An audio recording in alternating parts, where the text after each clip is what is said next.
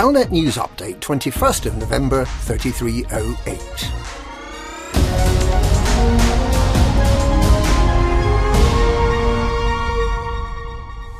First communication with the Stargoid Taranis could be by flashing the megaship's lights and mathematical puzzles, according to the mission overseer. With the Stargoid, now known as Taranis, due to enter the Hyades sector YO-Q B5-1 system just over 200 light-years from Sol on the evening of Tuesday the 22nd of November, and likely to be in system for no more than 56 hours, the Stargoid advocacy project megaship Kingfisher will need to jump to the system this week if it's to make its proposed rendezvous there. Mission Overseer Dr. Elias Pope explained that the megaship plans to try to attract the attention of Taranis to get it to slow down, and then to attempt to communicate with it, firstly to demonstrate that we're intelligent, and secondly that we want peace. It will apparently try to do this by flashing sequences of lights at the gigantic Stargoid entity, and by sending it concentrated data bursts over multiple frequencies, including hyperspace bursts.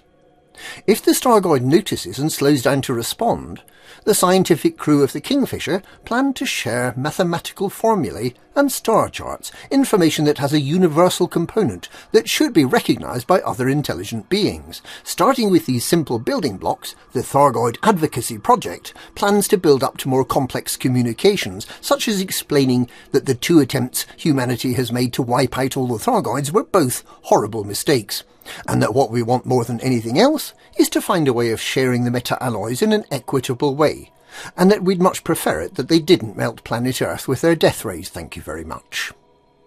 Dr. Pope is excited at the opportunity to finally open diplomatic channels with the Stargoids, and feels that approaching the biggest, scariest, and most mysterious Stargoid entities must be the best approach. He explained that the volunteers on the Kingfisher are well aware of the danger, but that this mission is far too important not to make the attempt. The Kingfisher is not in fact acting on behalf of humanity as a whole, nor even of any government.